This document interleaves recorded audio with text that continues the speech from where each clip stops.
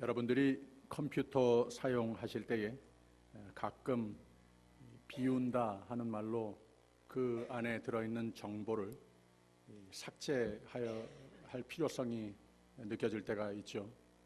그리고 리세트 한다고 하는, 다시 처음으로 돌아가서 다시 시작을 하여야 하는 이런 필요성을 느낄 때가 있습니다. 이 컴퓨터만이 아니고 우리가 보는 텔레비도 그렇고 또 집에서 쓰는 여러 가지 기계들이 잘 작동이 안 할 때에 리세트 할 수 있는 버튼이 있는 기계들이 많이 있어요. 새롭게 시작할 수 있다고 하는 거죠. 인생도 만약에 리세트 버튼이 있다면 우리가 원치 않는 것, 축적되어 있는 생각과 마음에 있는 것, 다른 사람들이 보기에 보기 싫은 것, 내가 싫은 것, 이런 것을 좀 삭제해버릴 수 있다면, 내 라이프를 좀 리세트할 수 있다면 얼마나 좋겠는가. 지난주에 신문을 보는 가운데 한 가지 아티클에 바로 이 리세트라고 하는 제목으로 쓴 아티클을 제가 하나 발견을 했습니다. 은퇴하신 분들을 향하여서 그들이 더욱더 행복하라고 라이프를 리세트할 수 있는 것이라 격려하는 글이지만 이 글을 읽으면서 꼭 은퇴하신 분들만이 아니고 4명 중에 한 분이, 은퇴하신 분 가운데에 4명 중 한 분이 행복한 생활이 되지 못하고 불행을 맞는다, 이런 통계가 있다고 하는 말을 했어요. 그래서 제가 어느 연령층에나 누구나 어린 아이들마저도 그 정도 비례로 한 나흘이 지나가면 그 중에 적어도 하루 이틀은 내가 불행하다 이렇게 느껴질 때가 있지 않는가. 누구나 다 똑같이 그런 경험을 하면서 살지 않는가, 이런 생각을 했습니다. 그래서 그런 전제하에 제가 이 발견한 아티클을 한번 여러분들과 나누려고 합니다. 이 은퇴 재정 전문가들하고 또 은퇴 생활 애드바이저들이 바로 이 때때로 우리가 우리의 삶을 리세트할 수 있다면 행복한 은퇴 생활을 누릴 수 있는 것이다, 이렇게 제안을 하면서 제일 먼저 무엇을 리세트하기 전에, 무언가 내 삶이 더욱 행복해지기 위하여서 더하기 전에 제일 먼저 해야 되는 것이 무엇인가 하면, 뭐가 도대체 잘못됐는지부터 파악해야 거기에서부터 해결책을 찾을 수 있다고 하는 거예요. 그래서 제일 먼저 스텝이 뭘 바꾸어야 하는가, 나를 불행하게 하는 원인 요소들이 무엇인가, 이것들을 우리가 아주 냉정하게 발견해서, 때로는 나를 사랑하는 사람과 대화를 나누는 가운데에 이런 것들을 발견을 해서 이것들을 제거하면서 말이죠, 이것들을 좀 삭제해 가면서 노력하는 가운데에 새로운 삶을, 리세트를 희망할 수 있다고 하는 거죠. 그 다음에 우리가 버킷리스트라고 하죠. 앞으로 우리가 하나님을 만나는 그날까지 어떤 삶을 우리가 살아야 할 것인가, 이제 또 펼치는 신년을 향하여서 어떻게 더욱더 기쁨과 행복의 한 해가 될 수 있겠는가, 어떻게 내 삶에 없었던 것을 좀 더할 것인가, 좀 바꿀 것인가, 이런 버킷리스트를 한번 작성해 보는 것도 유익하다고 하는 겁니다. 내게 기쁨이 되고 건설적이고 타인과 사회에 기여하는 보람된 일들이 무엇인가.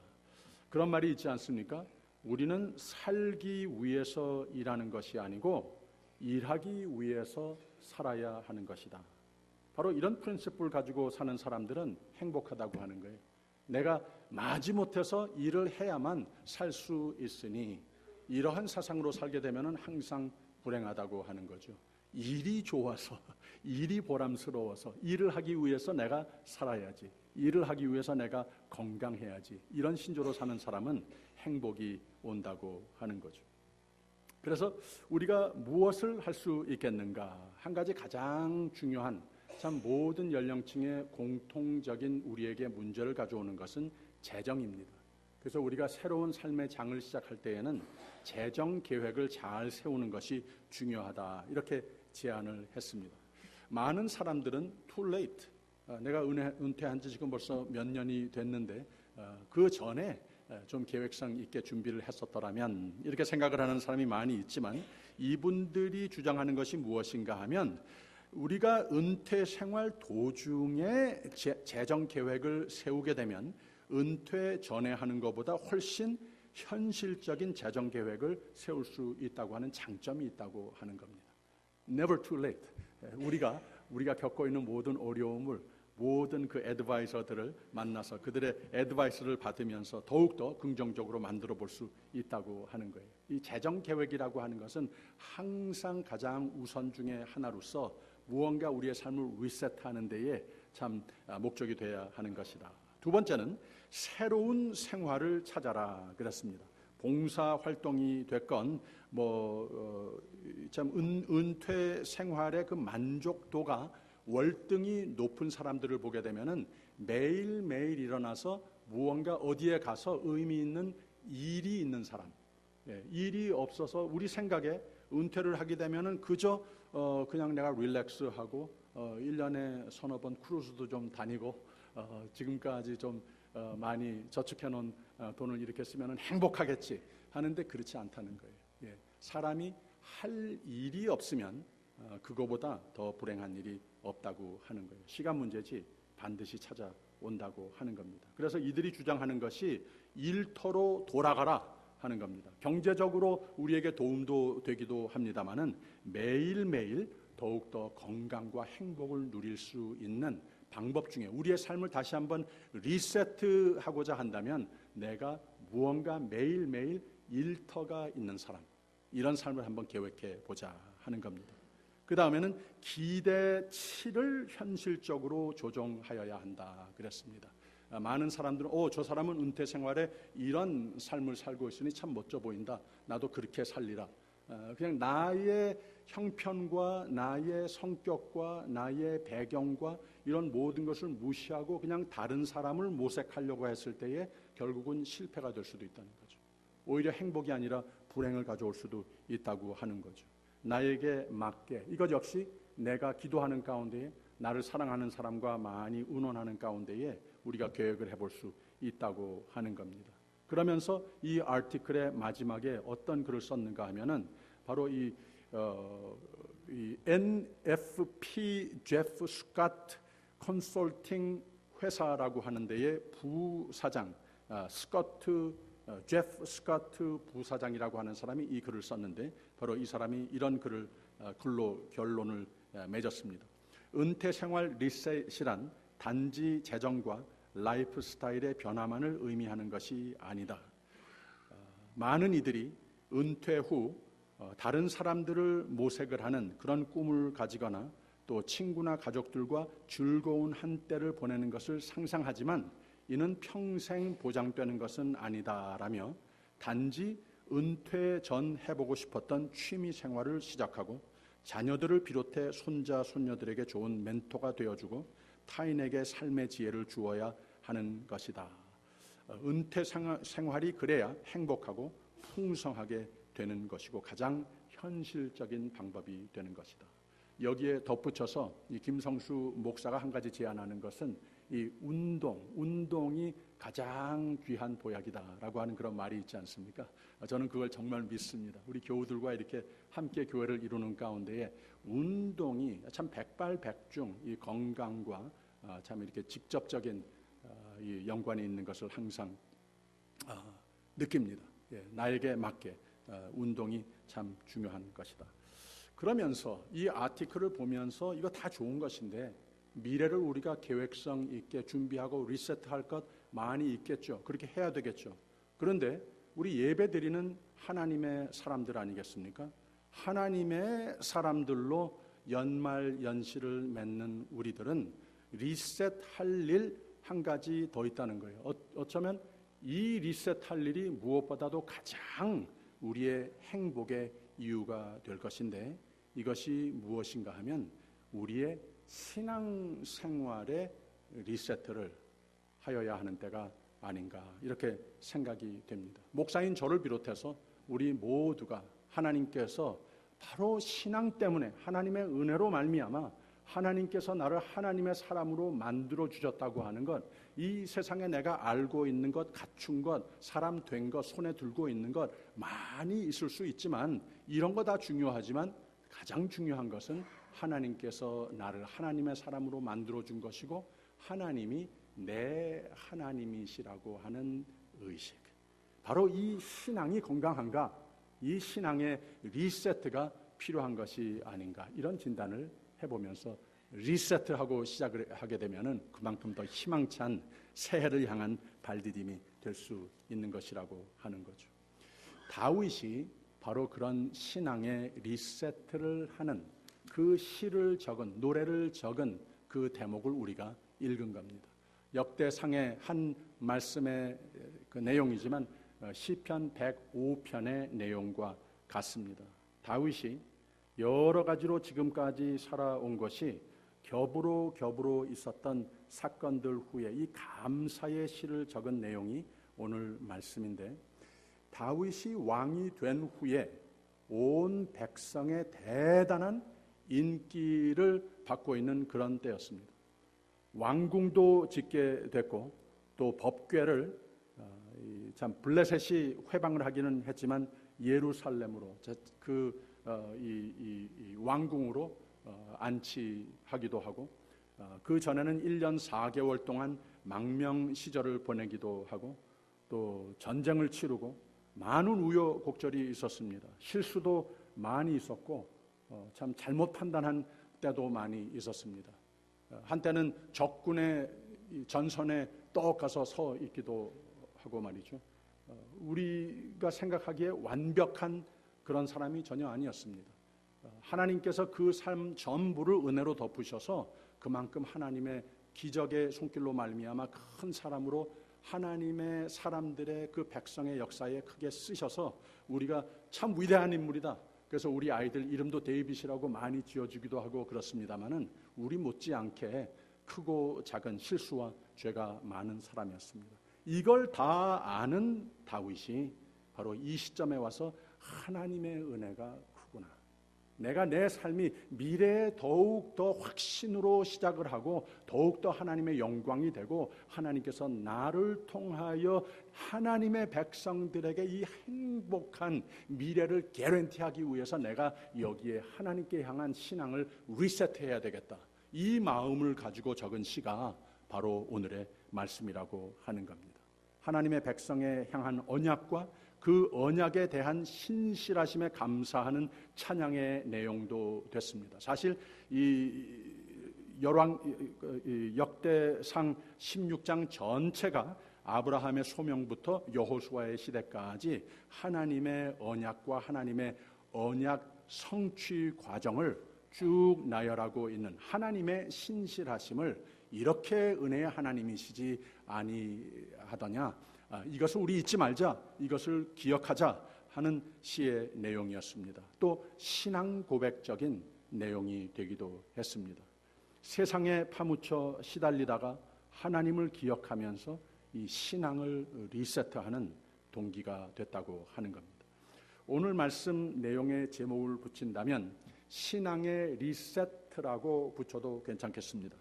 바로 이 말씀의 가장 마지막 부분, 그는 우리의 하나님이시라, 이렇게 제목을 붙였습니다마는 사실 저는 이번 주에 말씀을 준비하면서 신앙의 리세트라고 좀 자극적인 이런 제목을 붙여도 괜찮겠다 생각을 했습니다만, 아무튼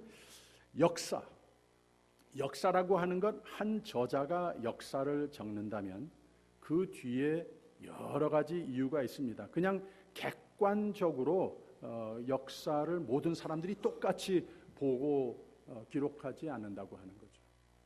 단 두 사람만이라도 같은 역사 속을 걸어온 사람이 그 역사를 기억하면서 역사를 적게 되면은 다른 말이 될 수 있는 것을 우리 모두 알고 있지 않습니까?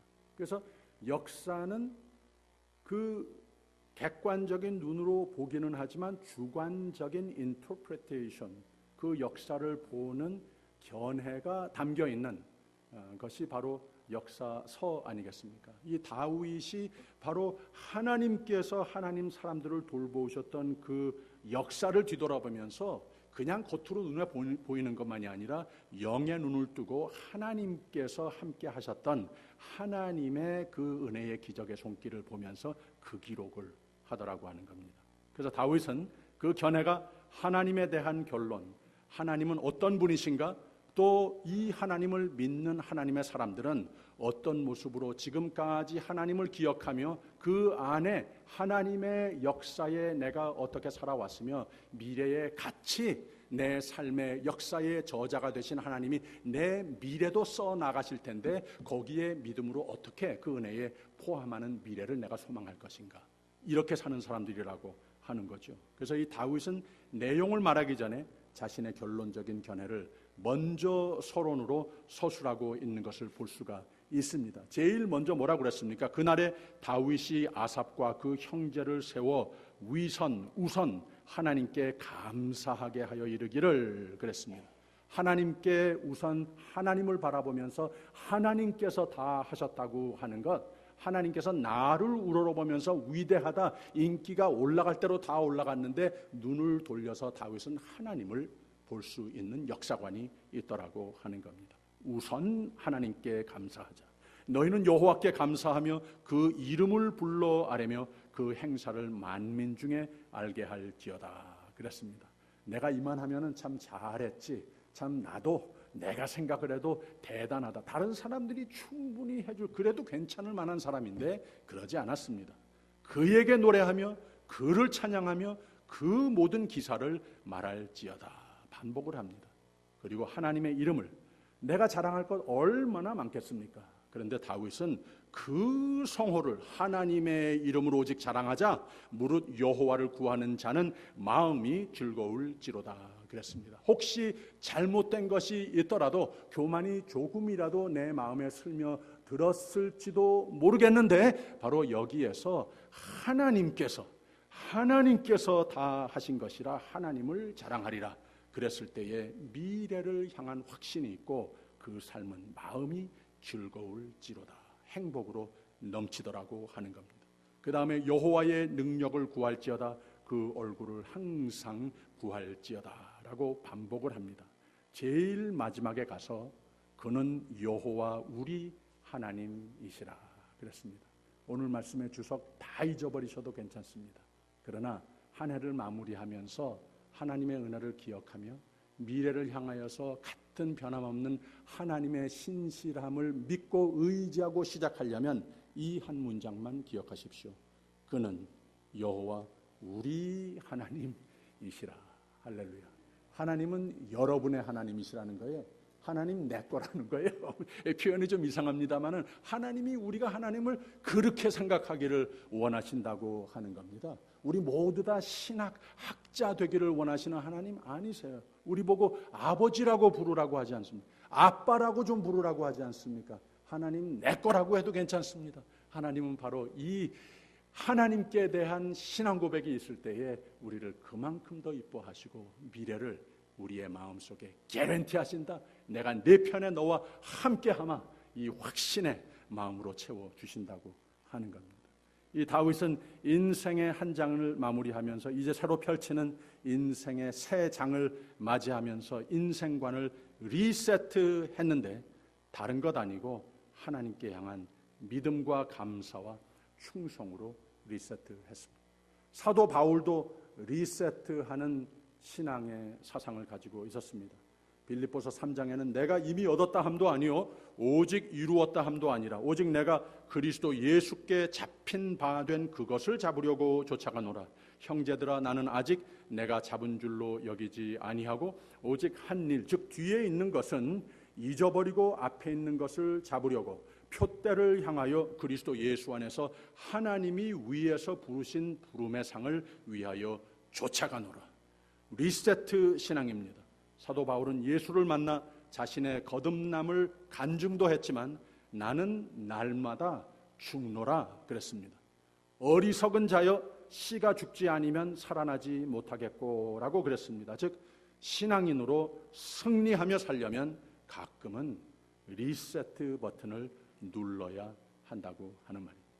하나님이 내 삶에 어떤 위치에 계신가 한번 진단해보고 중심 우선이 되지 않았으면 리세트, 이 하나님의 말씀이 내 마음과 생각에 행동에 얼마나 촉매적인 역할을 하시고 있는가, 하루 걸러 한 번씩 하루 지나는 가운데 많은 자극에 하나님께서 그 말씀으로 내 삶의 모든 것을 주장하시고 인도하시는 것이 아닐 때도 있는가? 리세트하자는 거예요.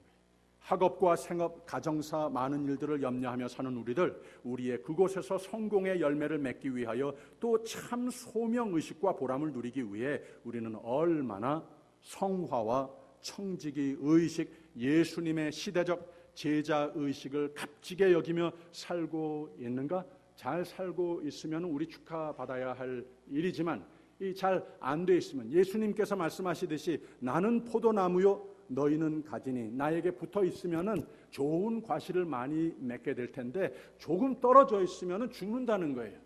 열매를 맺지 못할 정도만이 아니라 죽는다는 거예요. 불가능, impossible, you can do nothing 그랬습니다. 우리가 하나님께 잘 붙어 있는 삶인가? 잘 안 돼 있으면 리세트. 바울은 이게 자기 자신도 잘 안 되더라는 겁니다. 그래서 매일매일 나는 날마다 죽노라. 매일매일 리세트 버튼을 누르면서 살아왔다. 고백을 하고 있는 겁니다. 또 한 사람의 하나님께 향한 믿음을 늘 리세트해가면서 승리의 생애를 산 인물이 있습니다. 패니 제인 크로스비, 오늘 찬양의 주인공입니다. 찬양을, 이 시를 쓴 사람입니다.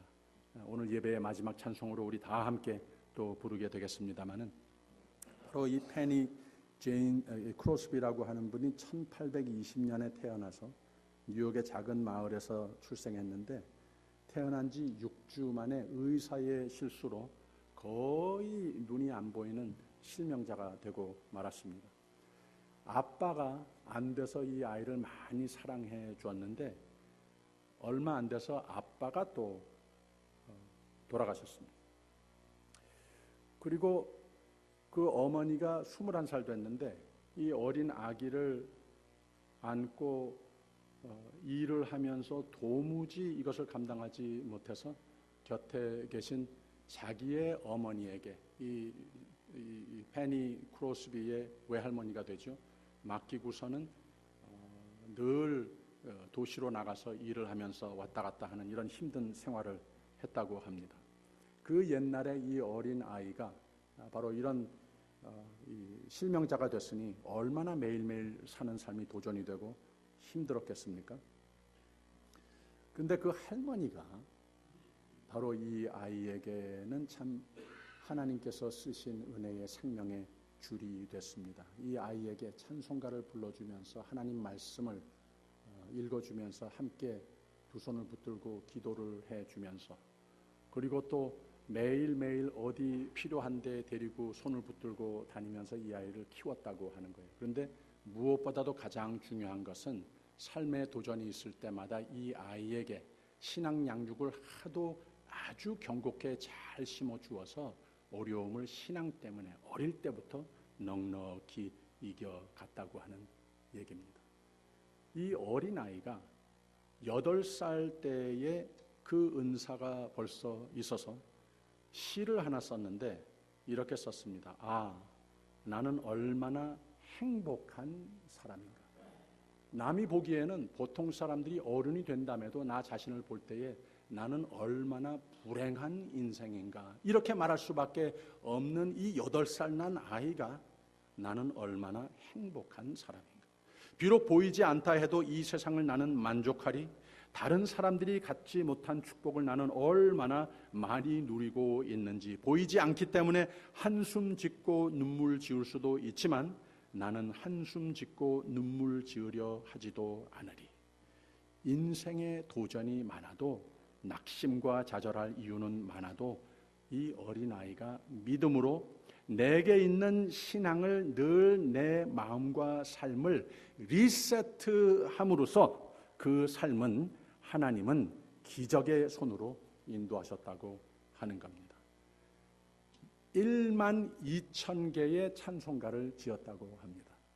우리가 부르는 찬송가 속에서도 많이 들어있는데 그 중에 대표적인 찬송가들이 예수 나를 위하여, 인애하신 구세주여, 예수를 나의 구주 삼고 나의 영원하신 기업 십자가로 가까이 주의 음성을 내가 들으니 그리고 나의 갈 길 다 가도록 포함되어 있습니다.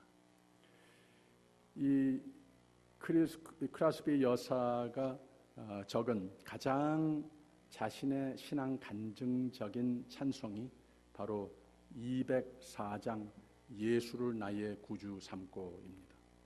예수로 나의 구주 삼고 성령과 피로써 거듭나니 이 세상에서 내 영혼이 하늘의 영광 누리도다. 이것이 나의 간증이요 이것이 나의 찬송일세. 나 사는 동안 끊임없이 구주를 찬송하리로다. 온전히 주께 맡긴 내 영 사랑의 음성을 듣는 중에 천사들 왕래 하늘의 영광 보리로다. 주 안에 기쁨 누림으로 마음의 풍랑이 잔잔하니 세상과 나는 간 곳 없고 구속한 주만 보이도다.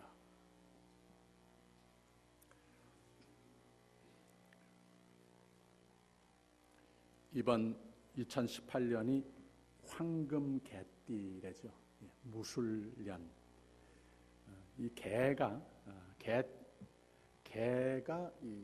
우리가 다 알듯이 주인에게 성실한 그러한 개의 특성이 있지 않습니까? 충직한 그런 동물입니다. 훈련을 잘 받으면 책임감 있는 그런 동물입니다.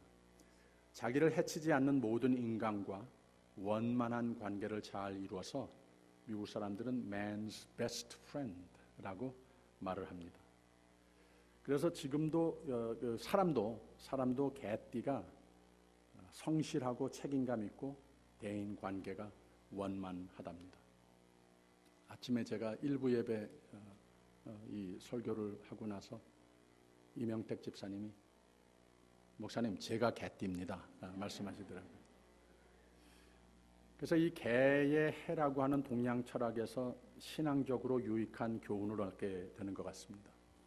이 성경의 온유라고 하는 단어가 기억이 났습니다. 이 프라우스라고 하는 단어로 온순, 온유라고 하는 그런 뜻도 되지만 이 헬라 문화의 집안에서 키우는 개를 이 애완 동물을 프라우스라고 같은 단어를 썼습니다. 천방지축 야생의 동물과는 달리 주인 아래 사랑받고 잘 길들여져서 야성은 별로 안 남고 주인의 뜻에 합한 삶이 됐고 성실하고 주인과 서로 좋은 친구와 같이 된 이 애완 동물을 가리켜서 프라우스라고 그랬습니다. 그래서 예수님께서 온유하라. 또 예수님도 내가 온유하다라고 말씀하셨을 때에는 하나님 앞에 성실하라 그런 뜻입니다. 충직하라 이런 뜻입니다. 그냥 좋은 착한 사람 이런 뜻도 내포되어 있지만 하나님과 화목하라. 하나님이 나와 항상 함께 하시기를 기뻐하시듯이 우리도 하나님과 늘 함께 더욱 가까이 하기를 힘쓰자. 즐겨라. 그래서 하나님께 영광이 되고 내 삶이 복되라 하시는 말씀이라고 하는 겁니다. 2017년 믿음과 충성이라고 하는 표어로 시작이 됐습니다. 1년이 지나갔습니다. 여러분 믿음과 충성으로 서자. 여러분 잘 됐습니까? 잘 되셨으면 축하받으실 일입니다. 근데 잘 안 됐으면 무엇을 노력하여야 합니까? 무엇을 내 마음과 삶에서 좀 삭제할 것들은 없습니까? 어떤 모습으로 리세트하여야 할 것은 없습니까? 2017년 마지막 남은 몇 시간을 신년 작심의 마음으로 지내면 어떻겠습니까? 그러면 하나님도 우리를 바라보시면서 삭제하고 리세트하시는 축복에 두 손을 들어 축복하시는 은혜가 우리의 삶에 와 닿을 것이라고 저는 믿습니다. 시편 103편 1절에서 5절은 이런 말씀이 있습니다. 내 영혼아 여호와를 송축하라. 내 속에 있는 것들아 다 그 성호를 송축하라. 내 영혼아 여호와를 송축하며 그 모든 은택을 잊지 말지어다. 저가 내 모든 죄악을 사하시며 내 모든 병을 고치시며 내 생명을 파멸해서 구속하시고 인자와 긍휼로 관을 씌우시며 좋은 것으로 내 소원을 만족해 하사 내 청춘으로 독수리같이 새롭게 하시는 도다. 그랬습니다. 여호와는 자비로우시며 은혜로우시며 노하기를 더디하시며 인자하심이 풍부하시도다. 우리의 죄를 따라 처치하지 아니하시며 우리의 죄악을 따라 갚지 아니하셨으니 동이 서에서 먼 것 같이 우리 죄과를 우리에게서 멀리 옮기셨으며 아비가 자식을 불쌍히 여김같이 여호와께서 자기를 경외하는 자를 불쌍히 여기시나니 인생은 그날이 풀과 같으며 그 영화가 들의 꽃과 같도다. 여호와의 인자하심은 자기를 경외하는 자에게 영원부터 영원까지 이르며 그의 의는 자손의 자손에게 미치리니 곧 그 언약을 지키고 그 법도를 기억하여 행하는 자에게로다. 하나님께서 우리에게 향하시는 그 은혜의 리세트하시는 그 손길을 체험하면서 확신하면서 이 신년을 시작하시는 저와 여러분이 되시기를 주님의 이름으로 축원드립니다. 새 희망으로 새 믿음과 충성으로 우리의 신앙을 리세트해 보십시다. 하나님이 새 축복의 장을 이제 여십니다. 하나님도 축복을 리세트하십니다. 그리고 하나님은 우리의 하나님, 하나님은 내 하나님, 여러분의 하나님이심을 잊지 마십시오. 새해의 복 많이 받으십시오. 해피 뉴 이어. 기도하겠습니다. 사랑의 하나님 아버지, 이 2017년 마지막 주일 예배를 드리며 신년을 향하여서 더욱더 영의 눈을 활짝 열어 내 곁에 항상 계셨고 항상 함께 하실 하나님을 볼 수 있게 하옵소서. 더욱 그래서 새로운 신년의 작심이 내 마음을 채우게 하여 주시옵소서. 하나님 중심, 예배 중심, 말씀 중심, 기도와 하나님 도우심 중심, 그리스도인의 삶의 실천의 삶, 새롭게 한번 리세트해보는, 작심해보는 귀한 주의 종들의 마음과 삶에 하나님 아버지 더욱 놀라운 은혜의 손길로 인도하여 주시옵소서. 예수님 이름으로 기도하옵나이다. 아멘.